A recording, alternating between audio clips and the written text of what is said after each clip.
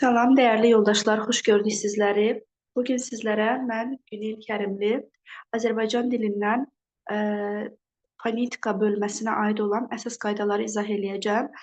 Bugündən etibarən Azərbaycan dilində olan qaydaların dərs formasında əsas hissələrinin, önəmli hissələrinin, testə düşəcək hissələrinin izahı, bir də eyni zamanda MHM Azərbaycan Dili Test Bankından sualların izahına baxacağıq. Yəqin ki, bir də eyni zamanda DİM-ə aid olan 20 sınaq, bir də eyni zamanda DİM-in qəbula düşən testlərin izahları olacaq sizin üçün. İlk öncə başlayaq fonetika bölməsinin əsas qaydalarından izah edək. Başlayırıq.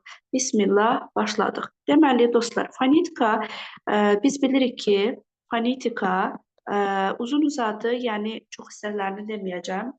Sadəcə əsas hissələrinə əsas nöqtəni vuracam. Yəni əsas olaraq hansı hissələr düşürsə, o hissələrin üzərində dayanacam sizə. Deməli dostlar, bildiyimiz kimi fonetika fone səs, tekos elm deməkdir. Yəni fonetika səslər haqqında elmdir. Biz səslər deyərkən də Azərbaycan dilində saitlər və samitlər nəzərdə tuturuq. İlk öncə saitlər bölməsinə diqqət eləsək, saitlər hissəsi, yəni sait səslər, biz bilirik ki, təmiz səslərdir, avazlı səslərdir. Onların tələffüzündə, ağız boşluğunda heç bir maneəyə rast gəlinmir. Saitlərimiz üç cür təsnif olunurlar. Biz bilirik ki, bunlar qalın və incə saitlərimizdir. Qapalı və açıq saitlər. Bir də eyni zamanda dodaqlanan və dodaqlanmayan saitlər olaraq iki qrupa bölünür.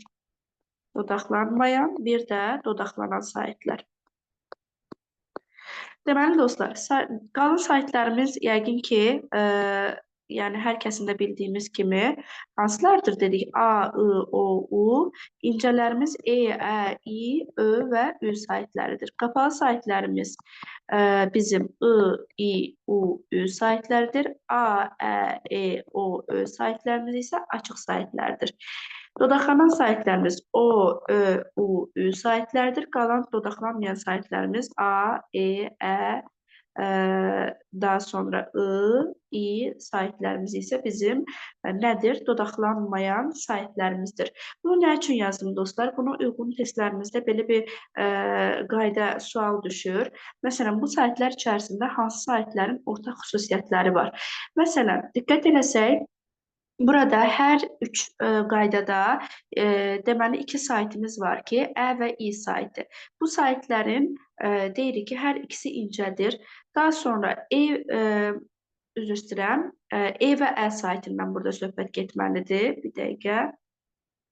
E və Ə saiti. Dedik, hər ikisi incədir. Çünki İ ilə Ə'nin bütün qaydaları eyni deyil. Ə olacaqdır bizim açıq saitimiz, İ olacaq qapalı sait. Eyni xüsusiyyət olmadığına görə bunu seçmirik. E və Ə saitimiz bizim hər ikisi incədir. Yenə diqqət eləsək, açıq saitlərin içərisində E və Ə hər ikisi açıqdır. Daha sonra diqqət eləsək, dodaqlanmayanların içərisində E və Ə hər ikisi dedik, dodaqlanmayan saitdir. Demək ki, yadda saxlayırıq ki, E və Ə saiti sual düşsə ki, hansı saitlərin bütün xüsusiyyətləri eynidir, deyəcəyik və E və Ə saitimiz. Çünki bu saitlərin hər ikisi incədir, hər ikisi açıqdır, hər ikisi dodaqlanmayandır. Amma diqqət eləsək, məsələn, qalan saitlərin xüsusiyyətləri fərqlidir. Məsələn, A və I-ni götürsək, biri açıqdır, biri qapalıdır. Sadəcə qalınlığı eynidir. Bütün xüsusiyyəti eyni deyil. O və U-nu götürsək, məsələn, yenə biri açıqdır, biri qapalıdır. Sonra burada I, I-ni götürsək, bunların biri incədir, biri qalındır. Və yaxud O ilə Ö-nü götürsək, biri yenə incədir, biri qalındır. Və yaxud U və Ü-nü götürsək, məsələn, biri deməli qalındır, biri incədir. Amma E və Ə saitinin bütün xüsusiyyətləri eynidir, dostlar. İndi davam eləyək digər qaydamıza. Əsasən fonetika bölməsində bizə bu hissədə lazım olur qoşa saitli sözlərimiz. Bilirik ki, qoşa saitli sözlər, yadda saxlayın ki, iki şəkildə yaranır. Bir var, eyni sait qoşalığı. Eyni sait qoşalığı. Bir də var ki, müxtəlif sait qoşalığı. İlk öncə eyni sait qoşalığından başlasaq, dostlar biz bilirik ki, məsələn qoşa A, qoşa Ə, qoşa İ saitlərini nəzərdə tutsaq, bu saitlərimizin tələffüzündə hər üçündə birincisi olduğu kimi qalacaq, ikincisi uzanacaq. Yəni ikinci A-mız düşür, onun yerinə uzanma işarəsi gəlir. A formasında tələffüz olunur. Və yaxud da Ənin biri düşür, biri uzanır. İ'nin biri düşür, biri digəri uzanır. Bilirik ki, qoşa nöqtə uzanmanı göstərən əsas nədir? İşarədir. Və bizlər dedik ki, hərfləri yazırıq və görürük, səsləri deyirik və eşidirik. Səslər əsasən transkripsiya formasında deməli yazılması lazımdır dostlar. Deməli, daha sonra keçirik müxtəlif sait qoşalığına. Deməli, müxtəlif sait qoşalığı. Dostlar, müxtəlif sait qoşalığında hansı qaydamız var? Yadda saxlayın ki, iki şəkildədir. Bəzi saitlərimizin tələffüzündə heç bir dəyişiklik olmadığı halda, bəzi saitlərimizin tələffüzündə müəyyən dəyişikliklər baş verir. Məsələn, indi bura yazacağım. Baxın, məsələn, tələffüzdə fərq olanlar, bir də tələffüzdə fərq olmayan saitlərimiz. İlk öncə yadda saxlayın ki, bizim qoşa saitlərimiz içərisində tələffüzdə fərq olmayanlar adətən bir tərəfə E ilə yazılanlardır. Baxsaq, bunlar A və E və O, E və A, daha sonra E və Ə, yəni bir tərəfi E gördünüzsə və yaxud da ki, yəni bir tərəflə əsasən E gördünüzsə, bilin ki, olduğu kimi qalır. E və O bayaq yazmışdıq. Sonra Ü və A, Ü və Ə, A, U, U, A, U, E, bir də U və Ə hərf birləşmələrində deyiliş və yazılışda heç bir fərqə rast gəlmirik. Məsələn, misal olaraq yazsaq bunlara nümunə, məsələn, realizm yazsaq, realizm olduğu kimi qalacaq, realizm. Daha sonra, məsələn, teatr yazsaq, yəni olduğu kimi qalacaq. Okean yazsaq, olduğu kimi qalacaq. Və yaxud da fəaliyyət yazsaq, fəaliyyət, yadda saxlayın. Bunun ə-a hissəsində fərq yoxdur, amma y-nın biri düşür. Yəni, sual düşsə ki, fəaliyyət sözünə deyiliş yazışda fərq yoxdur, biz bunu səhv götürürük. Çünki ə-a hissəsində fərq olmasa da, y-nın birinin düşməsinə görə fərq əmələ gələ bilir. Və yaxud səadətdir, müəllimdir, məsələn, duadır, məsələn, dueldir, məcmuədir, müavindir və yaxud da ki, E-O hərf birləşməsində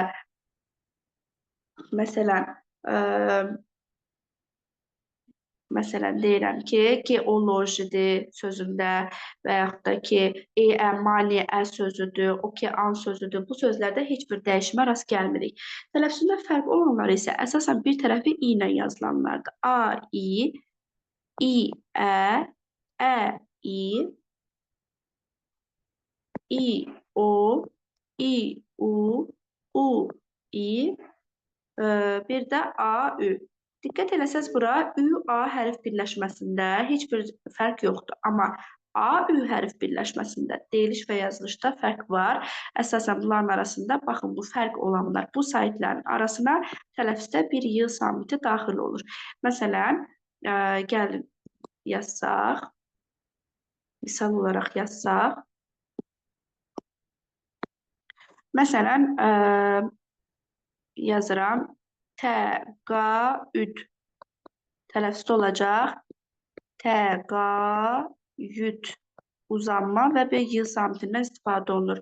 Təbiət, səyidə, radio, sonra quiz, sonra tutaq ki, ailə sözündə, radius sözündə deyiliş və yazılışda artıq bir Y samitindən istifadə olunur dostlar. Qoşa saitli sözlərdə əsas bu qaydalara diqqət eləyəcəksiniz. Bir qoşa saitli sözlərlə bağlı əsasən testlərə düşən istisna bir qaydamız var bizim. Ora bir nəzər salaq. Deməli dostlar, bizim dilimizdə bəzi sözlərimiz var ki, hansı ki bu sözlər boşa saitlə yazılırlar, amma deyiliş və yazılışda fərqə rast gəlmirik. Bunlar hansılardır? Qənaət, şücaət, bəraət, qiraət, riayət. Riayət sözün özündə i var, yəni i və a-nın arasına girməyib gördüyünüz kimi. Sonra burjua, kakao,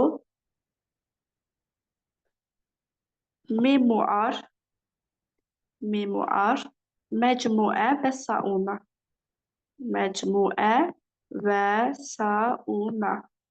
Baxın, bu sözlərdə dostlar, deyiliş və yazılışda yadda saxlayırıq ki, yəni heç bir səs düşümü, səs artımı, səs dəyişimi hadisəsinə biz rast gəlmirik. Sadəcə bu 5 sözümüzdə tələffüz zamanı uzanmadan istifadə olunur. Uzanma da bildiyiniz kimi deyiliş və yazılışda fərq əmələ gətirmir. Olacaq qənaət, şücaət, bəraət, qiraət, riayət formasında. Burjua, amma deyiliş yazılışda fərq yoxdur, uzanması da yoxdur. Burjua, kakao, memuar, məcmuə, sauna. Bunlarda ümumiyyətlə heç uzanma da yoxdur. Daha sonra var bu sözlərə biz aid eləyə bilərik. Bir çox söz var. Məsələn, mətbuat sözü var. Fauna, sauna, seans, xaos, aktual kimi sözlər var ki, bunlar qoşa saitlə yazılsalar da deyiliş və yazılışda heç bir fərq əmələ gəlmir, dəyərli dostlar. Daha sonra saitlərimizlə bağlı deməli, saitlərin uzanmasına görə bir qaydamız var idi bizim. Ümumiyyətlə, saitlər biz bilirik ki, saitlərin uzanması qaydasında nəyə diqqət eləmək lazımdır? Demək olar ki, bizim 9 saitimizdən I və Ü saiti istisna, yəni bunlar uzanmırlar. Qalan bütün saitlərimiz uzanır. Məsələn, sabir sözündə birinci hecadakı A uzanır. Xəzinədə tutaq ki, i uzanır. Məsələn, elan sözündə uzanır. Demək olar bir çox, yəni bütün saitlərimiz uzanır, lakin I və Ü saitlərimiz uzanmır. Bir dənə bilirik ki, məşhur üfüqi sözümüz var. Üfüqi sözünün ikinci hecasındakı Ü-nün uzanması istisnadır, dəyərli dostlar.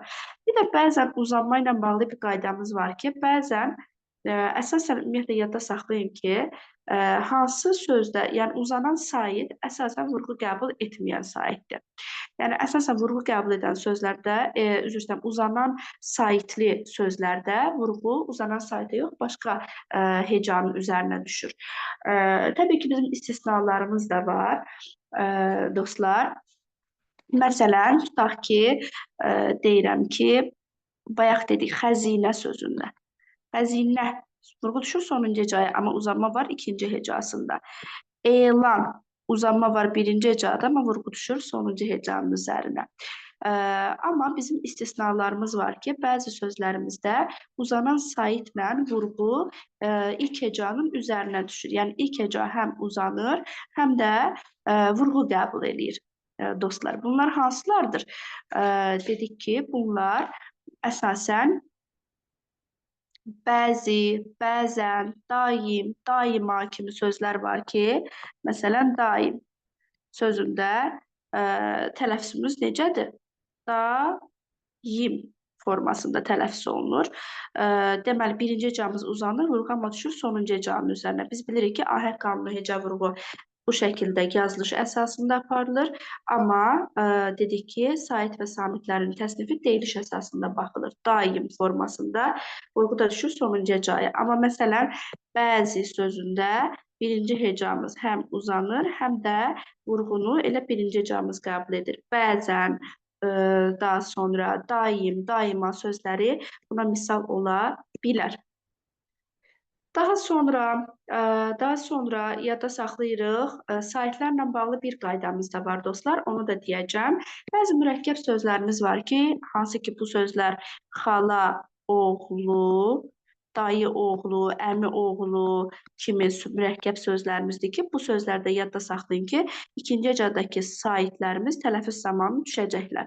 Olacaq dayı oğlu, yəni ı düşəcək. Dayı oğlu, xal oğlu formasında tələffüz olunur, dəyərli dostlar. Əlağa, əlaçıq sözləri də buna misal ola bilər. Daha sonra bir də deməli, nəyə diqqətli olun dostlar? Yadda saxlayın ki, tərkibində əsasən o, ö və e saitləri istisna hallarda milli şəkilçilərin tərkibində işlənirlər. Yəni biz bilirik ki, əsasən milli şəkilçilərimiz bizim leksik şəkilçilərimizdir. Burada daha çox I və i saitidir, nə bilim A və Ə saitindən istifadə olunur. Amma bu üç saitdən də bəzən milli sözlərimizdə yəni istifadə oluna bilir. Yəni milli şəkilçilərin tərkibində istifadə oluna bilir. Məsələn, güney sözündə, daha sonra oxlov sözündə, lov, uzunsov sözündə, sov. Bunlar milli şəkilçilərdir, amma tərkibində o, ö və e saitlərindən istifadə olunur. Daha sonra saitlərimiz haqqında bir də tərkibində dedik uzun tələffüz olunan sait olmayan bəzi sözlərə şəkilçi qoşulanda artıq bu sözlərdə uzun tələffüz oluna bilir. Məsələn, dostlar, bu nədir? Məsələn, vəfa sözündə vəfa, tələffüzü necədir? Vəfa, uzanma yoxdur, eləmi? Bəzən bu kimi sözlərə biz bir dənə şəkilçi artırdığımız zaman orada uzanma əmələ gəlir. Olacaq vəfalı. Gördünüzmü? Daha sonra basəfa sözünə baxırıq. Normalda səfa sözündə yoxdur, amma basəfada ön şəkilçi var burada. Olur ba səfa formasında. Və yaxud da ki, heca sözündə uzanma yoxdur uşaqlar. Yadda saxlayın. Amma mən bunu hecalı dediyim zaman artıq hecalı. Bunun ikinci hecasında uzanma müşahidə olunur. Amma heca deyə birinci hecası uzanan forması yoxdur. Bunu yadınızda saxlayın. Saitlərimiz haqqında bu qədər. İndi keçək samitlərimizin əsas qaydalarını da sizə deyim. Dostlar, samitlər bilir ki, dilimizdə cingiltili və kar olmaqla iki yerə bölünürlər. Bunlar bir-birinin qarşılığını təşkil edirlər. Əsasən qarşılıq təşkil edən samitlərimiz cütlük adlanırlar. Məsələn, d, t bir-birinin cingiltili kar qarşılığıdır. Bunlar adlanırlar cütlük. Cütlük. Diqqət edin və yaxud da q, k. Bunlar adlanır cütlük. Bəzən sözlərdə q samiti x kimi tələffüz olunur. Bəzən belə bir sual gəlir, deyir ki, q samiti öz kar qarşılığı kimi tələffüz olunur. Yanlışdır, çünki bunun kar qarşılığı k samitidir. Yəni, bəzi o incə nöqtələrə diqqət eləmək lazımdır. Samitlərlə bağlı əsasən nə deyə bilərik biz? Əsas testdə düşən hissələri ki, hansı ki, o yerlərə uyğun fonetik təhlildə suallar gəlir. Məsələn, ilk öncə biz bilirik ki, bizim sonor samitlərimiz də L, M, N, R-dir. Bir dənə də H var ki, o kar samitdir, sonor sayılmır. Cingiltili qarşılığı olmayan kar samitdir sadəcə. Sonor kar qarşılığı olmayan cingiltili samit deməkdir deyə hərfi məna etibarilə. Biz H samitinə sonor demirik. Sadəcə L, M, N, R-ə sonor deyirik, çünki onlar cingiltilidir. Daha sonra Q hərfindən məsələn ilk öncə başlasaq, ümumiyyətlə dilimizdə bəzi hərflər müxtəlif səsləri ifadə edə bilirlər. Məsələn, Q hərfi bildiyimiz kimi həm kələmin ç'sı, ç səsini, həm klubun k'sı, k səsini, həm g səsini, həm y səsini, həm də xıştırıq səsini ifadə edə bilir. Ən azı yəni 5 səs ifadə edə bilir. Məsələn, 8 sözünü yazım elə. 8 sözündə səkkiz. Diqqət elədiyiniz kimi həm ç, həm də g səsini ifadə eləyə bilir. Və yaxud da ki, komanda yazıram. Tələffüzdə olacaq. Komanda. Ümumiyyətlə, tələffüzdə əgər siz bu ştrixi qoymasanız və yaxud da testdə qoymayıbdırsa, yəni siz də buna diqqət eləməsəz, getdi sizin balınız. Çünki tələffüzdə bu ştrix olmasa, o k kimi başa düşülür. Komanda deyə bir sözümüz də olmadığına görə bizim bu cavabımız səhv ola bilər. Ona görə k səsidirsə, mütləq üzərindəki bu ştrixin olması lazımdır. Və yaxud da ki, çiçək sözündə biz bilirik ki, əsasən sonu k ilə bitən sözlər, saitlə bitən sözlərlə yanaşı işlədildiyi zaman, saytla bitən şəkilçi və ya söz artırıldığı zaman çi əvəzlənməsi baş verir. Məsələn, çiçək ətri dediyimiz zaman tələffüzdə olacaq çiçək ətri. Bu zaman bizim k-ımız y səsini ifadə etmiş olur. Və yaxud da ki, çiçəyin dediyimiz zaman burada həm yazılışda, həm deyilişdə ç-yə əvəzləməsi baş verir. Amma bu kimi birləşmə formasında sadəcə tələffüzdə y kimi tələffüz olunur. Və yaxud da ki, məsələn, söz sonlarında adətən, məsələn, milli sözlərimizdə ç xıştırıq kimi tələffüz olunur. Dinləmək olacaq, dinləmək formasında tələffüz olunacaqdır. Yadda saxlayın. Daha sonra Q hərfi kimi eynən Q hərfinin də bu şəkildə ifadə formaları var. Şagirdlər, baxsaq, deməli, Q hərfinin də ifadə formaları biz bilirik ki, Q hərfi Q kimi, K kimi, X kimi, Q kimi tələffüz oluna bilir.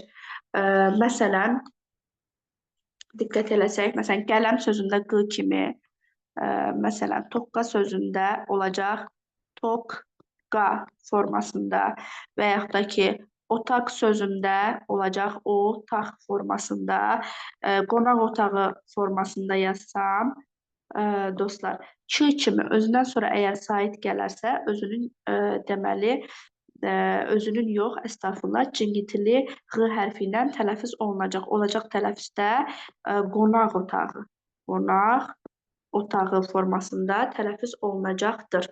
Daha sonra nə deyə bilərik? Bir də dostlar, yadınızda saxlayın ki, bu q-ğı və k-ı əvəzlənməsi baş verən sözlərdə, hansı ki, saytla başlanan şəkilçi artıranda ç-ı və ya q-ğı əvəzlənməsi baş verir. Bu sözlər əsasən milli sözlərə aid olan qaydadır. Amma təbii ki, bizim istisnalarımız da var ki, yadda saxlayın, dilimizdə mələk, fələk, dəstək,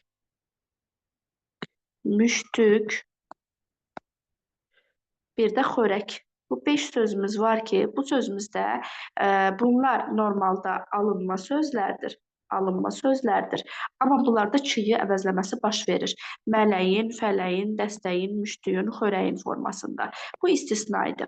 Daha sonra sonu q ilə bitən bəzi alınma sözlərdə, yenə də dediyim kimi, q, k kimi tələffüz olunur. Q-ğı əvəzlənməsi baş vermir. Məsələn, bunlar hansı sözlərdir? Eşq, aşiq, müstəntiq, ittifaq kimi sözlərdə, məsələn deyirəm, eşq tələffüzdə olur, eşq formasında. Amma məsələn, buna mən ın artırsam, eşqin q-ğı əvəzlənməsi gördünüzmü? Baş vermədi. Əsasən ərəb-fars mənşəli sözlərdə baş vermir. Bir dənə nəyi yadda saxlayın bunun kimi? Uşaq sözü, yadda saxlayın ki, uşaq sözü normalda alınma sözdür. Alınma sözdür. Amma burada q-ğı əvəzlənməsi baş verir. Məsələn, uşağın, uşağa formasında. Milli sözlərin qaydasına tabidir. Amma normalda uşaq alınmadır. Daha sonra dostlar, başqa nə deyə bilərik biz samitlərimiz haqqında? Deməli, qoşa samitli sözlərimiz var bizdə. Bir də müxtəlif samitli sözlər var. Qoşa samitlərdən qoşa k-dır, qoşa p-dır, qoşa t-dır, qoşa k-dır, qoşa y-dır. Bunlarda fərq əmələ gəlir. Qoşa k-da olur k-q formasında. İkincisində p-b formasında, yəni öz cingitili qarşılığı ilə əvəz olunur ikincilər. Amma q özü cingitili olduğu üçün birincisi karlaşır. Fikir versəz, hamısının birincisi kar cingitili gedir. K kar, p kar, q cingitili, b cingitili. T-dır. Yenə ç kar olduğu üçün ç öz cingitili qarşılığı ilə əvəz olunur. Y isə tələffüzdə bəzi sözlərdə y-nın biri düşür, bəzi sözlərdə qoşu olaraq qalır. Bunlar hansı sözlərdir əsasən? Deməli, söz köklərində qoşa y olduğu kimi qalır. Məsələn, qəyyum sözündə qoşa y düşmür. Amma iyyət və iyyə formasında olan iyyət və iyyə formasında olan sözlərdə bu sözlər milli də ola bilər, üzr istəyirəm, sadə də ola bilər, düzəltmə də ola bilər. Niyə sadə də ola bilər dedik? Deyəcəksiniz müəllimə, niyə ki iyyə, iyyət şəkilçidir? Bəli, şəkilçidir, çox sözdə şəkilçidir. Amma dilimizdə bizim vəziyyət kimi sözümüz var ki, məsələn dilimizdə vəz deyə sözdən vəziyyət yaranmaz. Vəziyyət sadə sözdür, amma yenə də iyyət forması olduğu üçün y-nın biri tələffüzdə düşür. Ona görə iyyət və iyyə formasını görsəniz, bilin ki, orada söz kökü də olsa, şəkilçi də olsa, əsasən bizim y-mızın biri düşəcəkdir. Aha. Daha sonra biz deyə bilərik samitlərimiz haqqında hansı qaydanı. Müxtəlif cinsli samitlərimiz haqqında yadda saxlayın ki, sonu müxtəlif cinsli samitlə bitən sözlərdə əsasən məsələn rəhim sözüdür, zəhim sözüdür, həcm kimi sözlər var ki, tələffüzdə bu samitlərin arasına bir qapalı i saiti daxil olur. Olur rəhim, zəhim və yaxud da həcim formasında olur. Oldu mu? Daha sonra deməli, başqa, məsələn, dilimizdə müxtəlif cinsli, əgər bunlar əsasən söz sonunda gələnlərə aid idi, amma söz ortasına gələn müxtəlif cinsli samitlərdə bəs necə olur? Əgər söz ortasında iki kər samit yanaşı gələrsə, bunlardan ikincisi çingintili olacaq. Məsələn, təşkil sözündə, baxın, söz ortasında iki dənə kər samit yanaşı gəlir. Tələffüzdə olacaq təşkil formasında, dostlar. Daha sonra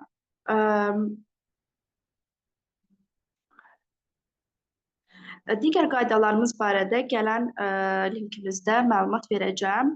Bəzi qaydalarımız, bir də ahəng qanunu, hecə, vurğudan da qısa olaraq danışacağıq. Hələlik gələn dərsimizdə görüşənə qədər.